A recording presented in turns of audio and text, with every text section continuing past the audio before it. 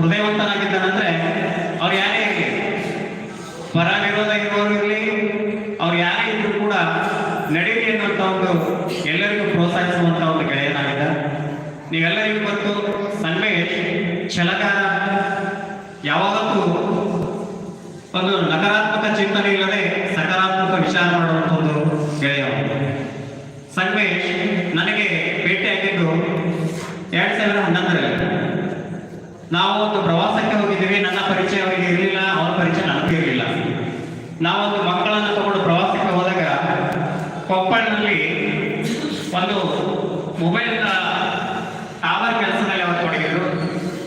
ನಾವು ಮಕ್ಕಳ ವಿದ್ಯಾರ್ಥಿಗಳನ್ನು ತಗೊಂಡು ಹುಣಸೂರಿನವರು ಇಲ್ಲಿ ಇದ್ದಾರೆ ಅಂತ ಗೊತ್ತಾದಾಗ ಯಾರು ಯಾರು ಅಂತ ಹೇಳಿ ಅವ್ರನ್ನ ಪರಿಚಯಿಸಿ ಸನ್ಮೇಶ್ ಒಬ್ಬರೇ ಹುಣಸೂರಿನವ್ರು ಅಂದಾಗ ನಾವು ಹೇಳಿದ್ವಿ ಇಲ್ಲಿ ಬಂದಿದ್ದೀವಿ ಹುಣಸೂರಿನಿಂದ ಅಂದಾಗ ಆ ಗೆಳೆಯ ಏನ್ ಮಾಡೋದಂದ್ರೆ, ಸರ್ ನೀವು ನಮ್ಮ ಪರಿಚಯ ಇದ್ರೆ ಅದು ನಮ್ಗೆ ನಿಂತ್ಕೊಂಡಿಲ್ಲ, ಆದ್ರೆ ಎಲ್ಲ ವಿದ್ಯಾರ್ಥಿಗಳ ತಗೊಂಡು ನಮ್ಮ ಕಡೆ ಬನ್ನಿ ಅಂದಾಗ ಸನ್ಮೇಶ್ ಅವರ ಆ ಊರಲ್ಲಿ ಕೊಪ್ಪಳದಲ್ಲಿ ಒಂದು ಭೂಮಿ, ಹೊಲಭೂಮಿ ಇತ್ತು. ಆ ಭೂಮಿಯಲ್ಲಿ ಒಂದು ರೂಮ್ ಅನ್ನ ಮಾಡಿಕೊಂಡು ಎಲ್ಲಾ ವಿದ್ಯಾರ್ಥಿಗಳಿಗೆ ಇರ್ಲಿಕ್ಕೆ ಅವಕಾಶ ಮಾಡಿಕೊಂಡು ಊಟ ಕೂಡ ಮಾಡಿಸಿದ್ದಾರೆ.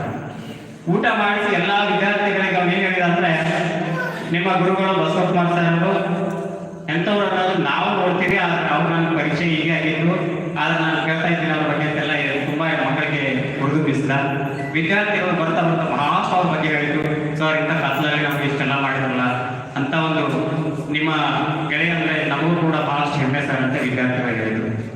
ಇಂಥ ಒಂದು ಹೃದಯವಂತ ಅಲ್ಲೇ ಪರಿಚಯ ಆಗಿದ್ದ. ಆದ್ರೆ ಆ ನಂತರ ಅವರು ಕೊಪ್ಪಳನ ಬಿಟ್ಟು ಹುಣಸೂರು ಬಂದಾಗ ನನ್ನ ಫಸ್ಟ್ ಬಂದು ಭೇಟಿ ಆದ್ರೆ, ಸರ್ ನಾನು ಇನ್ನು ಮುಂದೆ ಸಮಾಜ ಸೇವೆ ತೊಡಗಬೇಕು, ನಾನು ಯಾವುದೇ ನೌಕರಿಯಲ್ಲಿ ಹೋಗೋದಿಲ್ಲ, ನಿಮ್ಮ ಜೊತೆಗೆ ಇಟ್ಕೊಂಡು ನನಗೆ ಮಾರ್ಗದರ್ಶನ ಮಾಡಿ ಅಂತ ಹೇಳಿದಾಗ, ಆಯ್ತು ಸನ್ಮೇಶ್, ರಾಜಕೀಯ ಪ್ರವೇಶ ಮಾಡೋದು, ಧಾರ್ಮಿಕ ಪ್ರವೇಶ ಎಲ್ಲೇ ಇದ್ರು ಕೂಡ ನಾನು ನಿಮ್ಮ ಜೊತೆಗೆ ಇರ್ತೀನಿ ಅಂದಾಗ ಅವ್ರು ಯಾವಾಗಲೂ ಅನೇಕ ಚಟುವಟಿಕೆ ರಾಜಕೀಯವಾಗಿ, ಧಾರ್ಮಿಕವಾಗಿ, ಶೈಕ್ಷಣಿಕವಾಗಿ ನೀವು ಇನ್ನೂ ಕೂಡ ನೀವು ಒಂದು ಸರ್ಕಾರಿ ಪ್ರೌಢಶಾಲೆಯ ವಿದ್ಯಾರ್ಥಿಗಳಿಗೆ ಕೇಳಿ ಅವ್ರಿಗೆ ಸನ್ಮೇಶ್ ಏನ್ ಮಾಡಿದ್ರು ಅಂದ್ರೆ ಅವ್ರು ಹೇಳ್ತಾರೆ, ಅಲ್ಲ ಅಣ್ಣ ಹೀಗೆ ಮಾಡಿದ್ರು ಹಾಗೆ ಮಾಡಿದ್ರು ಅಂತ. ಹಾಗೆ ಅನೇಕ ಕ್ಷೇತ್ರದಲ್ಲಿ ಈಗ ನಾವು ಗಣೇಶ ಅಂತ ಕೂಡಿಸ್ತಿದ್ದೀವಿ, ತಾಲೂಕಾ ಒಂದು ರಸಪ್ರಶ್ನೆ ಸ್ಪರ್ಧೆ ಮಾಡಿ 14 ಪ್ರೌಢಶಾಲಾ ವಿದ್ಯಾರ್ಥಿಗಳಿಗೆ ಬರಮಾಡಿಕೊಂಡು ಅವ್ರನ್ನ ರಸಪ್ರಶ್ನೆಯಲ್ಲಿ ವಿಜೇತರಿಗೆ ಉತ್ತಮವಾದಂತಹ ಬಹುಮಾನ ಕೊಟ್ಟಿರುವಂತ ನಾಯಕರು. ಹಾಗಾಗಿ ಮೊದಲೆಲ್ಲ ಎರಡೆಲ್ಲ ಹೇಳ್ತಾ ಹೋದಾಗ ನಮ್ಗೆ ಬೆಳಗ್ಗೆ ಸಾಕಾಗಲ್ಲ. ಹಾಗಾಗಿ ನಾವು ಸನ್ಮೇಶನ್ನ ಅಗಲಿದ್ದು ಒಂದು ವಿಷಯ. ಆದ್ರೆ ಜನ ಹೇಗೆ ಅಂದ್ರೆ ದಿನ ಕಳೆದಂತೆ ಜನ ಬದಲಾವಣೆ ಆಗ್ತಾರೆ ಅಂತ. ಅವರಿಂದ ಸಹಾಯ ಪಡೆದವರು, ಸಹಾಯ ಪಡೆದೇ ಇದ್ದವರು ಅವರ ಹೃದಯದಲ್ಲಂತೂ ಸನ್ಮೇಶ್ ಇದ್ದೇ ಇದ್ದಾರೆ. ನಮ್ಮೆಲ್ಲರ ಕನ್ನಡ ಸಾಹಿತ್ಯ ಪರಿಷತ್ತಕ್ಕೆ ಅವರಿಂದ ಅಂದ್ರೆ ಅವರ ಅಗಲಿಕೆಯಿಂದ ನಮಗೆ ತುಂಬಾನೇ ಹಾನಿಯಾಗಿದೆ. ಯಾಕೆಂದ್ರೆ ಪ್ರತಿ ಕ್ಷಣದಲ್ಲೂ ನಾವೀಗ ಕಲ್ಯಾಣ ಕರ್ನಾಟಕ ಸಾಹಿತ್ಯ ಸಮ್ಮೇಳನ ಮಾಡಿದಾಗ ಕ್ಷಣ ಕ್ಷಣಕ್ಕೂ ಸನ್ಮೇಶ್ ನಮ್ಮನ್ನ ನೆನಪಾಗಿಲ್ಲ. ಸನ್ಮೇಶ್ ಇದ್ರೆ ನಮ್ಗೆ ಇಷ್ಟು ಒಳ್ಳೇದಾಗ್ತಿತ್ತು, ಹೀಗಾಗ್ತಿತ್ತು, ಹಾಗಾಗ್ತಿತ್ತು ಅಂತೆ. ಹೀಗೆ ಯಾವ ಕ್ಷಣ ಬೇಕಾದ್ರೂ ಸನ್ಮೇಶನ ನಾವು ನೆನೆಸ್ತೀವಿ. ನಮ್ಮನ್ನ ಯಾವಾಗಲೂ ಆ ಸನ್ಮೇಶ್ ಅಂದ್ರೆ ನಮಗೆ ಒಂದು ಶಕ್ತಿ ಇದ್ದನ್ನ ಇವತ್ತು ನಾವು ಕೊರತೆಯನ್ನು ಅನುಭವಿಸ್ತಾ ಇದ್ದೀವಿ. ಈ ದುಃಖದ ಸಂಗತಿಯಲ್ಲಿ ಕೂಡ ತಾವೆಲ್ಲರೂ ಒಂದು ಭಾಗವಹಿಸಿದ್ರಿ. ಸನ್ಮೇಶನ ನೆನಪಿಗಾಗಿ ತಾವೆಲ್ಲರೂ ನೆರವು ನೀಡಿದ್ರಿ. ಹಾಗಾಗಿ ತಮ್ಮೆಲ್ಲರನ್ನ ನಾನು ಹೃದಯಪೂರ್ವಕ ಧನ್ಯವಾದ ತಿಳಿಸ್ತಾ, ಮತ್ತೆ ಇನ್ನೊಂದು ರೂಪದಲ್ಲಿ ಸನ್ಮೇಶ್ ಹುಟ್ಟಿ ಬರಲಿ ಎಂದು ಆ ದೇವರಲ್ಲಿ ಮನವಿ ಮಾಡುತ್ತಾ ನನ್ನ 2 ವಿಷಯಗಳಿಗೆ ವಿರಾಮ ನೀಡುತ್ತೇನೆ. ಎಲ್ಲರಿಗೂ ಒಳ್ಳೆಯದಾಗಲಿ.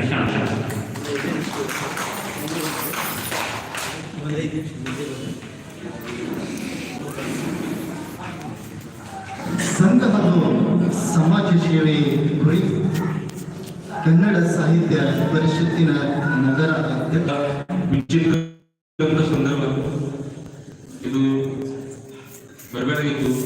ಆದರೂ ಈ ಕಾರ್ಯಕ್ರಮದಲ್ಲಿ ಲಿಂಗೈಕ್ಯರಾದ ಸಂಗಮೇಶ್ ಹುಬ್ಳಿಯವರು ಹುಟ್ಟುಹಬ್ಬ ಪರವಾಗಿ ನಾವು ಕನ್ನಡ ಸಾಹಿತ್ಯ ಪರಿಷತ್ತಿನಿಂದ ಇವತ್ತಿನ ಸಭೆ ಆಯೋಜಿಸಿದೆವು. ಇದು ಕೇಂದ್ರ ಬಿಂದುವಾಗಿರುವಂತ ಪರಮ ಪೂಜ್ಯ ಡಾಕ್ಟರ್ ಶಿವಕುಮಾರ ಸ್ವಾಮೀಜಿ, ಅದೇ ತರ ಈ ವೇದಿಕೆಯನ್ನು ಕುರಿತಂತ ಎಲ್ಲರಿಗೂ ಕೂಡ ನನ್ನ ಶರಣಾರ್ಥಿ ಹೇಳ್ತಾರೆ. ಇದು ರಾಜಕೀಯ ಸಭೆನೂ ಅಲ್ಲ ಮತ್ತು ಸಾಮಾಜಿಕ ವೇದಿಕೆನೂ ಅಲ್ಲ. ಇದು ನಮ್ಮ ಆತ್ಮೀಯ ಗೆಳೆಯ ಸಂಗಮೇಶ್ ಹುಬ್ಳಿ ಅವರು ನೆನೆಸಲೇಬೇಕು.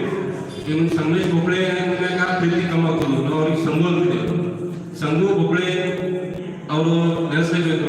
ಯಾಕೆ ನೆನೆಸಲೇಬೇಕು ಅಂದರು ಯುದ್ಧ ಈ ಕಾರ್ಯಕ್ರಮ ಅವರು ನೆನೆಸಲೇಬೇಕು.